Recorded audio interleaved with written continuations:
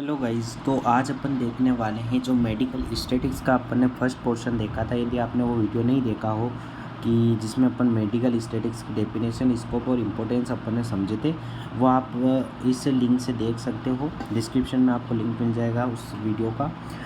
अब आज जो वीडियो होने वाली है वो सेकंड टॉपिक जो मेडिकल स्टैटिस्टिक्स का है, कॉमन स्टैटिस्टिक्स टर्मिनोलॉजी है, जिसके अंदर अपन पॉपुलेशन, सैंपल, डाटा, वेरिएबल और नॉर्मल डिस्ट्रीब्यूशन ग्राफ देखेंगे।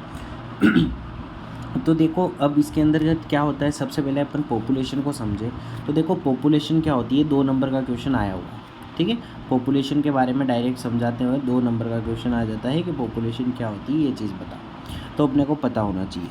तो देखो, सबसे पहले अपन क्या कर रहे हैं कि पॉपुलेशन को देख रहे हैं। तो पॉपुलेशन के अंदर क्या है कि किसी भी चीज़ों का कलेक्शन, किसी भी चीज़ का हो सकता है, बट हम उसके अंदर इच्छुक हो क्या करने के लिए, रिसर्च करने के लिए। यानी कोई भी पेड़ हो गए, पौधे हो गए, जानवर हो गया, बैक्टीरिया हो गए, फंगस हो गए, कोई भी दुनिया में है ना, उसका कलेक्शन किया। लेकिन कलेक्शन क्यों कर रहे हैं, क्योंकि अपन उसके लिए क्या इच्छुक है, रिसर्च करने के लिए इंटरेस्टेड है, तो ही उसको क्या कहेंगे, पॉपुलेशन कहेंगे। ये बात इतनी सी क्लियर है।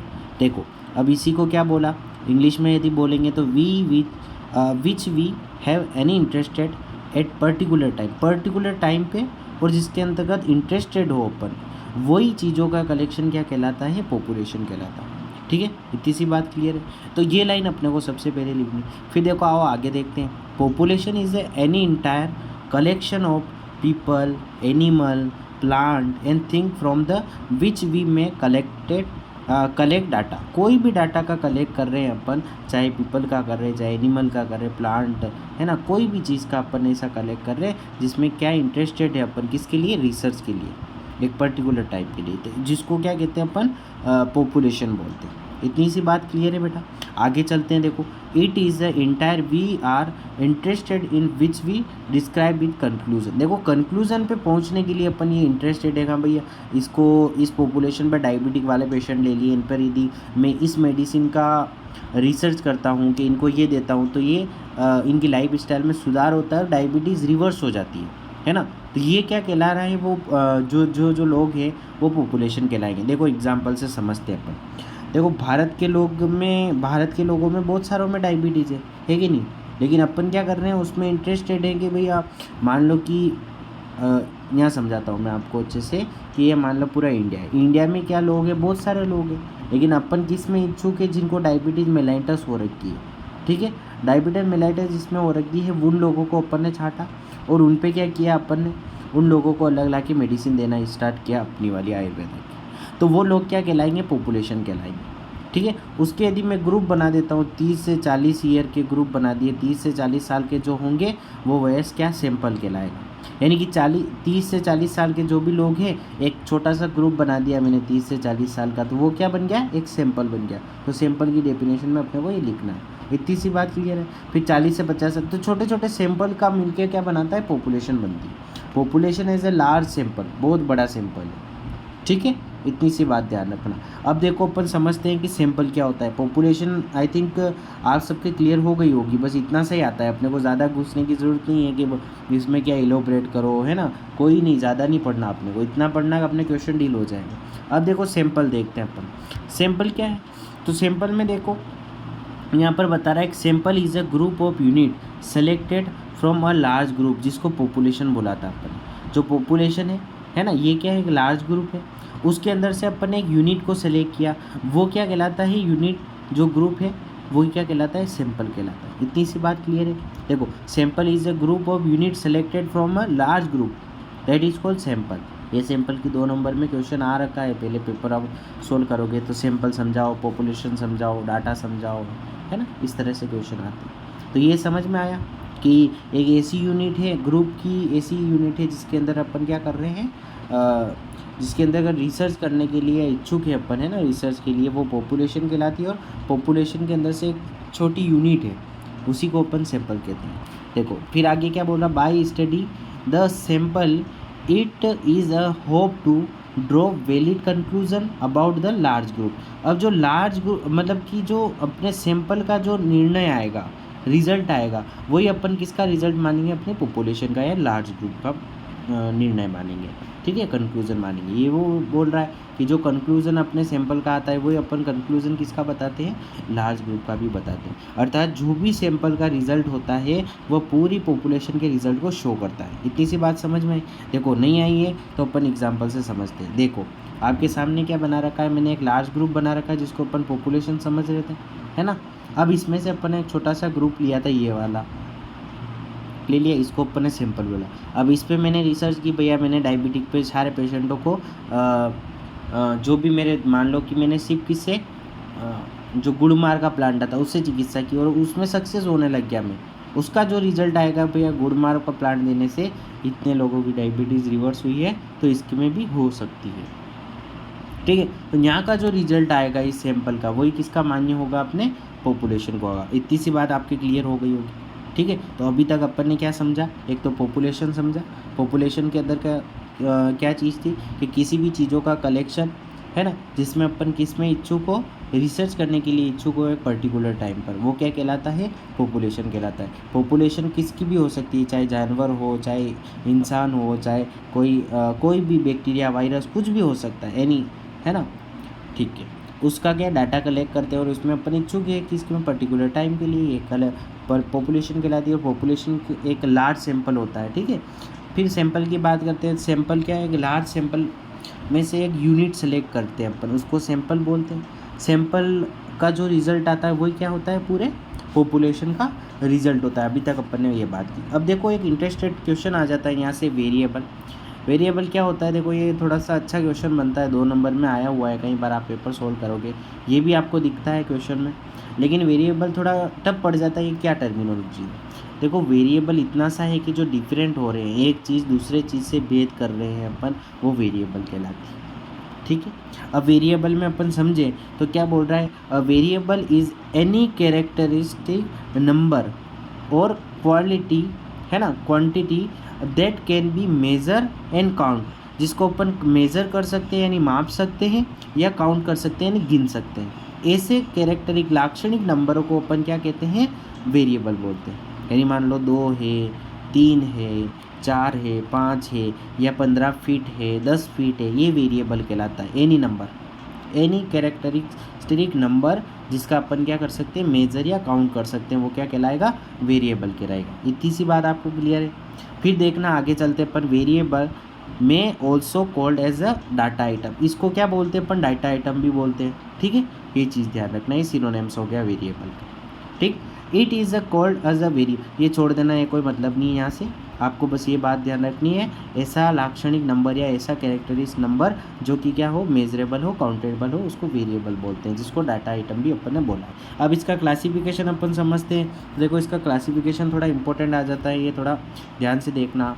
देखो वेरिएबल 2 टाइप का बता रहा है, वैसे ऐसा नहीं है, अलग अलग बुक में आपको अलग अलग मिल सकता है, टेंशन नहीं लेनी। लेकिन अपने क्या इतना मेजर क्वेश्चन नहीं आता है कि भैया पूरा ही डिस्क्राइब करो, नहीं।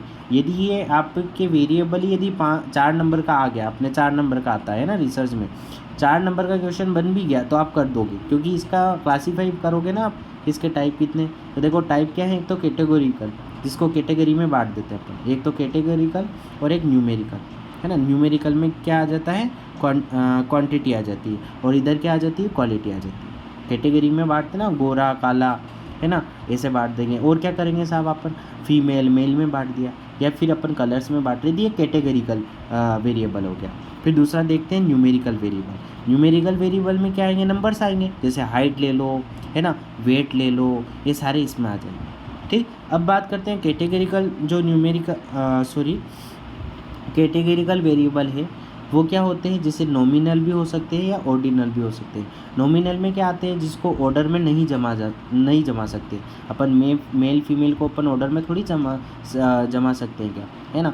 स्मोकर नॉन स्मोकर को अपन ऑर्डर में थोड़ी जमा सकते हैं क्या, तो इसलिए नॉमिनल है ये, ठीक है। फिर आता है ऑर्डिनल, जिसको ऑर्डर में जमा सकते हैं, जैसे कि मान लो पेन हो रहा, पेन कैसा हो रहा, माइल्ड हो रहा, क्या मॉडरेट हो रहा, क्या सीवियर हो रहा, तो ये अपन क्या जमा पा रहे हैं, इसको एक ऑर्डर में जमा पा रहे हैं। तो ये एक लाक्षणिक है ना, क्वालिटी है। तो जो इसका कैरेक्टर है, पेन क्या है, कैरेक्टर है, लक्षण है, उसको लाक्षणिक बोल दिया, या कैटेगरिकल बोल दिया, है ना, ठीक। फिर इसमें क्या आता है, क्वालिटी डाटा आता है और न्यूमेरिकल में क्वांटिटी डाटा आता है। अब न्यूमेरिकल दो प्रकार का होता है, एक तो डिस्क्रेट और एक कंटिन्यूस। डिस्क्रेट में क्या होता है, देखो एक तो होल नंबर आता है इसमें। होल नंबर कैसे, जैसे 4 5 6। अब मैं कह दूँ वहाँ पर कितने आदमी खड़े थे, 6 आदमी खड़े थे, तो ये कौन सा हो गया, डिस्क्रेट हो गया। जैसे मान लो कितने बच्चे हैं, तो 4 बच्चे हैं, तो 4। अब मैं ऐसे वो थोड़ी बोलूँगा कि 4.5 बच्चे हैं उनके, है ना, ऐसे नहीं बोलते अपन, डायरेक्ट बोलते हैं 6 बच्चे हैं, 4 बच्चे। अब कंटिन्यूस में क्या आता है, पॉइंट में आ सकता है। जैसे मान लो मैं वेट देखता हूँ, तो वेट कितना हो गया मेरा, जैसे मान लो कि किसी का वेट हो रखा है 50.5, है ना, 50.5, ऐसे बोलते हैं कि नहीं बोलते। किसकी हाइट देखते हैं तो 3.2, 2.3, 4.5 ऐसे देखते हैं कि नहीं देखते हैं, तो ये कंटिन्यूस होते हैं। जबकि डिस्क्रेट में होल नंबर आता है, यानी पूरा नंबर आता है, 2.5 नहीं आएगा, वहाँ 2 ही आएगा, ठीक है। तो वहाँ पर अपन क्या देखते हैं, जैसे मेल फीमेल की संख्या देख रहे हैं तो वहाँ पर डिस्क्रेट आता है, तो ये न्यूमेरिकल वेरिएबल के अंतर्गत आता है। इतनी सी बात आपकी क्लियर हो गई होगी। तो वेरिएबल दो टाइप के होते हैं, एक तो कैटेगरिकल और एक न्यूमेरिकल। कैटेगरी भी दो प्रकार के होते हैं, एक तो नॉमिनल और एक ऑर्डिनल। नॉमिनल में जिसको ऑर्डर में नहीं जमा सकते, जैसे मेल फीमेल को ऑर्डर में थोड़ी जमाएंगे क्या। न्यूमेरिकल में दो आते हैं, एक तो डिस्क्रेट और कंटिन्यूस। डिस्क्रेट यानी एक होल नंबर होता है ना, और कंटिन्यूस में क्या होता है, पॉइंट में भी हो सकता है। ठीक, आपकी इतनी बात क्लियर हुई होगी। अब पढ़ते हैं अपन नॉर्मल डिस्ट्रीब्यूशन ग्राफ। देखो नॉर्मल डिस्ट्रीब्यूशन ग्राफ से लिख लो, 4 नंबर का एक क्वेश्चन आएगा, पेपर आउट लगा लो, ठीक है, ये क्वेश्चन आएगा ही सही। देखो अब अपन इसको पढ़ने जा रहे हैं, नॉर्मल डिस्ट्रीब्यूशन ग्राफ क्या होता है। तो देखो नॉर्मल डिस्ट्रीब्यूशन जो ग्राफ होता है वो थोड़ा इंपॉर्टेंट टॉपिक है, ध्यान से समझना, पहले ही बता दो, ठीक है। ये यहाँ से पेपर आउट लगा लेना, आएगा, ग्राफ भी बनाना पड़ेगा आपको। तो क्या होता है, देखो अपन सबसे पहले तो इंट्रोडक्शन में क्या लिखेंगे, तो देखो नॉर्मल डिस्ट्रीब्यूशन ग्राफ, है ना, ये इसको ये कहते हैं, ये अपने फालतूलॉजी कुछ ध्यान नहीं रखनी। इतनी सी बात याद रखना कि ये क्या होता है, प्रोबेबिलिटी डिस्ट्रीब्यूशन है जो कि मीन के सिमेट्रिकल होता है, ठीक है।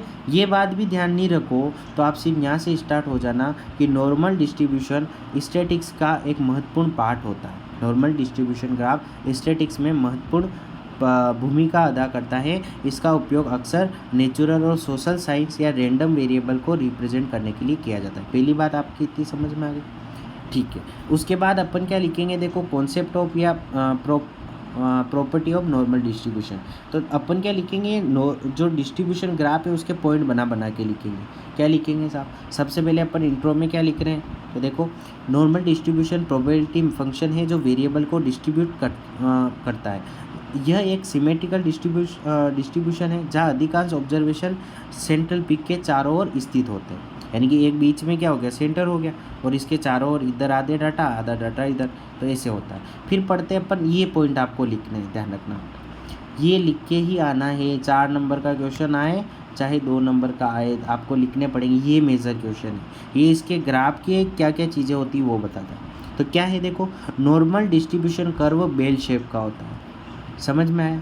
बेल शेप कैसी होती है, ऐसी होती है, ठीक। कर्व के पिक पॉइंट या सेंटर पॉइंट को क्या कहते हैं, मीन बोलते हैं, मोड बोलते हैं, मीडियन बोलते हैं। कर्व के सेंटर पॉइंट पे हाफ वैल्यू राइट साइड में और हाफ वैल्यू लेफ्ट साइड में होती है। लगभग 68% यानी 68% डाटा मीन के फर्स्ट यानी कि plus minus first standard division के अंतर्गत आता है। अब ये अपन समझेंगे अभी थोड़ी देर बाद कि plus minus first standard division क्या होता है। लगभग 95% डाटा मीन के प्लस माइनस सेकंड स्टैंडर्ड के अंतर्गत आता है। लगभग 99.7% डाटा मीन के प्लस माइनस 3 स्टैंडर्ड डिवीज़न के अंतर्गत आता है। ये बात क्लियर है।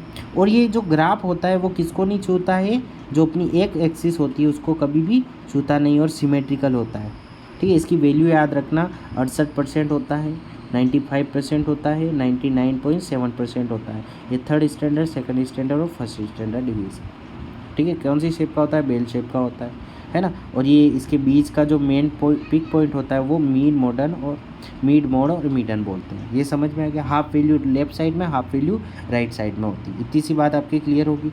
अब देखो आओ आगे और भी पॉइंट थे। 50% वैल्यू मीन से ज़्यादा होती है और 50% मीन से कम होती है। डिस्ट्रीब्यूशन कर्व एक एक्सिस को कभी भी स्पर्श नहीं करता, ये बहुत इंपॉर्टेंट लाइन है, ठीक है। कर्व की टोटल एरिया कितना होता है, तो 1 होता है। ये बात पीजी में पूछी गई है, आप याद रखना, ठीक है। अब देखो ये कैसा दिखता है, देखो आपको मैं बताता हूँ, ये ऐसा दिखता है। इसमें क्या है कि मीन पॉइंट ऊपर है, और सिमेट्रिकल दोनों तरफ 50-50% है। फिर ये देखो ये मेन ग्राफ है, ठीक है। अपन थोड़ा छोटा कर देते हैं इसको, ये हो गया। अब देखो ये क्या कह रहा है, ये मीन हो गया इसका बीच का पार्ट, ठीक है। अब ये मीन से दोनों तरफ है, ये फर्स्ट स्टैंडर्ड, ये दोनों इधर तो प्लस है इधर माइनस चलेगा, तो +1 स्टैंडर्ड डिवीज़न, ठीक है। ये कितना होता है, दोनों का यदि प्लस माइनस कर दूं तो 68.2% होता है। फिर ये 2 का कितना होता है, 2 स्टैंडर्ड डिवीज़न का +-95.4%, और थर्ड का कितना होता है 99.7%। तो ये एरिया जो कवर करके रख रहा ना, इसको बोलते हैं, ये जो बीच का एरिया है ना, ये तो 1 का हो गया, ये किसका हो गया, यहाँ से यहाँ तक का एरिया सेकंड का हो गया, और यहाँ से यहाँ तक का एरिया थर्ड डिवीज़न, दोनों मिला लेंगे अपन प्लस माइनस को। तो ये क्या कहलाता है, अपना नॉर्मल डिस्ट्रीब्यूशन कर्व कहलाता है। समझ में आया। अब देखो इसमें और पॉइंट भी दे रखा है अच्छे से समझने के लिए। 68% 1 स्टैंडर्ड डिवीज़न होता है ना, 95% सेकंड स्टैंडर्ड डिवीज़न होता है मीन्स, फिर 99.7% थर्ड स्टैंडर्ड डिवीज़न होता है। ये बात आपको क्लियर हो गई। फिर इसमें सैम्पलिंग डिस्ट्रीब्यूशन करके दे रखा है, ऐसी फालतूलॉजी आपको पढ़नी नहीं है। ये बात को वापस रिवाइज करवा देता हूँ कि नॉर्मल डिस्ट्रीब्यूशन एक निरंतर प्रोबेबिलिटी डिस्ट्रीब्यूशन है जो मीन के दोनों तरफ समान रूप से सिमेट्रिकल है। कर्व को देखने पर ऐसा लगता है कि सेंट्रल से राइट साइड की इमेज लेफ्ट साइड में दिखाई दे, दोनों तरफ सेम होता है ना, सिमेट्रिकल। नॉर्मल डिस्ट्रीब्यूशन के अंतर्गत आने वाला पूर्ण एरिया प्रोबेबिलिटी को रिप्रेजेंट करता है। ध्यान रखना, संपूर्ण एरिया प्रोबेबिलिटी को रिप्रेजेंट करता है तथा संपूर्ण एरिया की वैल्यू 1 होती है। Normal probability curve bell shape का होता है, कर्व में टेल क्षितिज यानी एक एक्सिस को कभी भी स्पर्श नहीं करती, ठीक है। इतनी सी बात। अब ये देखो एरिया ज्ञात करने के लिए क्वेश्चन भी आता है कि z की वैल्यू -1 और z बराबर +1 के बीच एरिया कितना होता है। अपन जानते हैं फर्स्ट के बीच में कितना होता है, तो 68% होता है। डायरेक्ट आंसर लिखना है अपने, फालतू माथाफोड़ी करनी नहीं, अपन ने रट रखा, ठीक है। अब अपन का जो कल पढ़ेंगे यानी नेक्स्ट लेक्चर में देखेंगे, वो देखेंगे जो डाटा है, डाटा का डायरेक्ट क्वेश्चन आ जाता है, डाटा के भेद बताओ, है ना, डाटा को रिप्रेजेंट ऐसे कैसे करते हैं। जो नेक्स्ट हेडिंग होगी अपनी कलेक्शन और रिप्रेजेंट डाटा, तो उसमें अपन डाटा की डेफिनेशन भी देखेंगे, और जो भी नेक्स्ट टेबुलर, ग्राफिकल और डायग्रामेटिक जो अपन डाटा रिप्रेजेंट करते हैं वो सारी चीज़ें अपन ये देख लेंगे, ठीक है। तो थैंक यू। और आपको यदि वीडियो अच्छा लगता है तो लाइक और शेयर और सब्सक्राइब जरूर करना। Thank you guys.